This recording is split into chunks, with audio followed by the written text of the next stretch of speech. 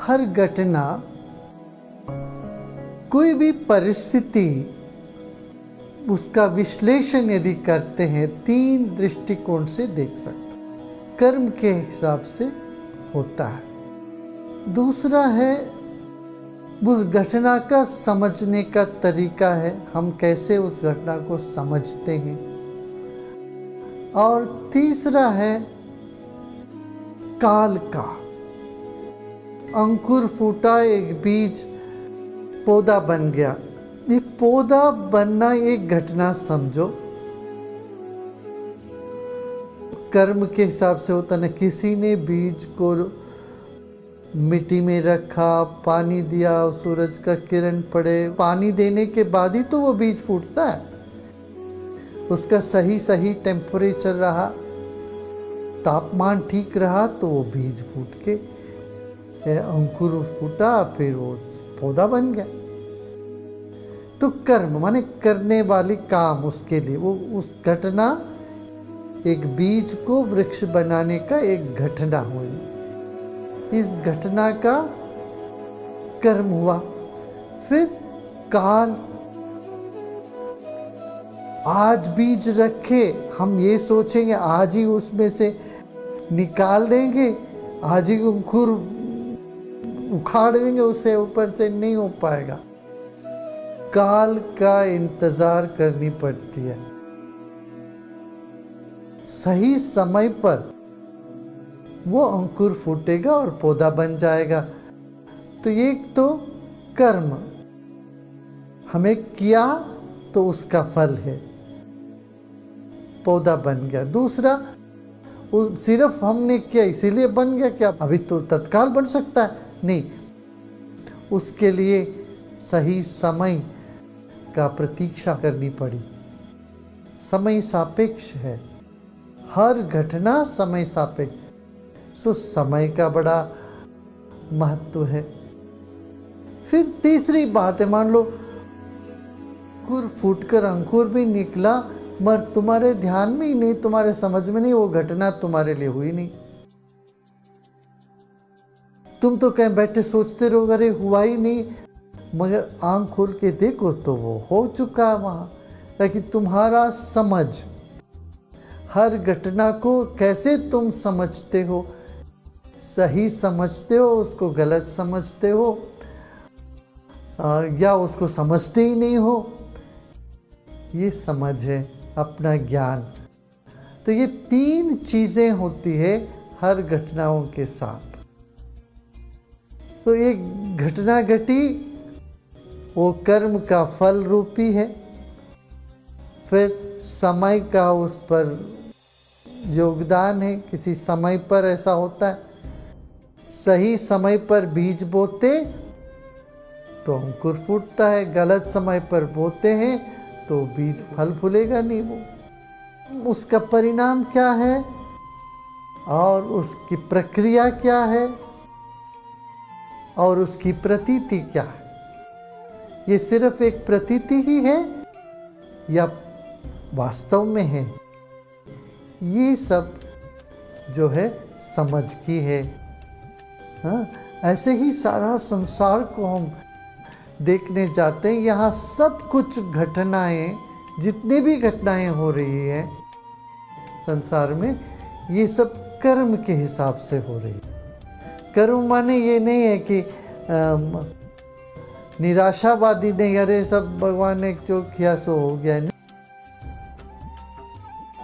Cause and effect इसको बोलते हैं, कारण और कार्य, कार्य और कारण रूप है सारा संसार। ये सब घटनाएं उसके अंतर्गत ही आता है। बिना कारण के कार्य नहीं, बिना कार्य के कारण नहीं। तो कार्य कारण माने संसार के हर चीज कारण से बंधी हुई है और कार्य से बंधी हुई है और काल से बंधी, उसी काल पे होता है।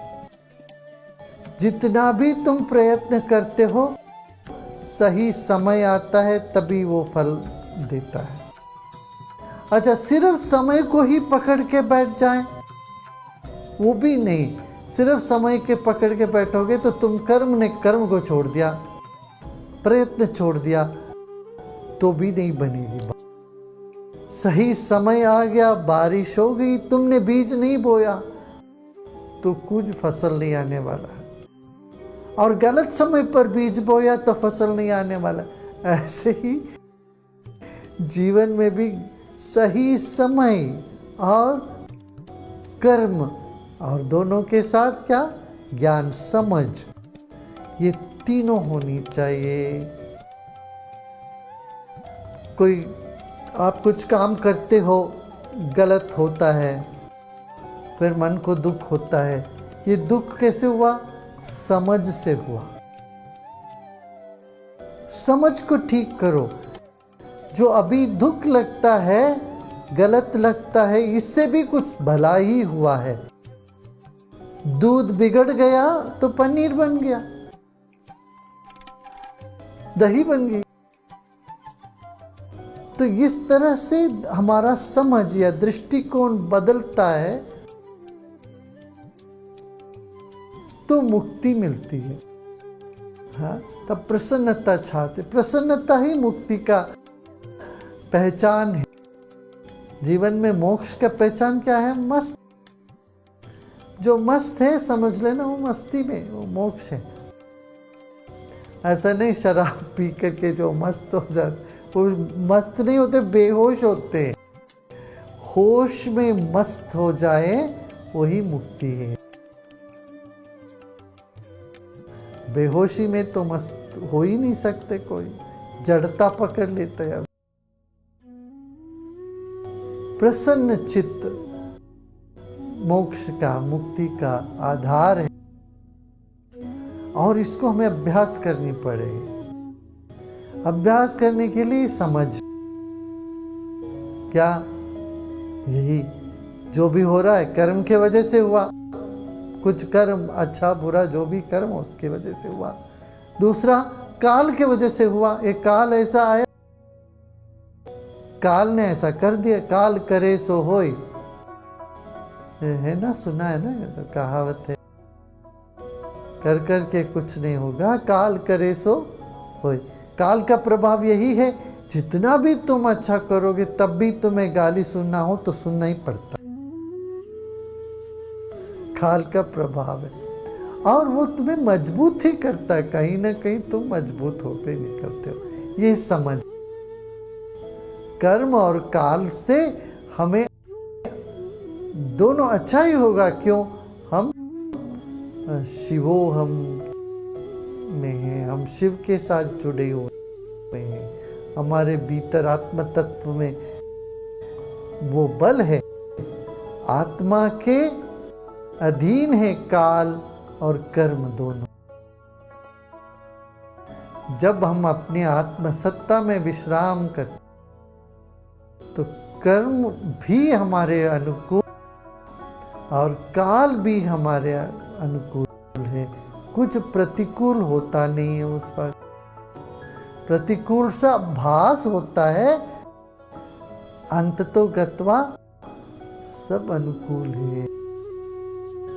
तो ये तीन चीजें फिर से याद कर लेने। क्या?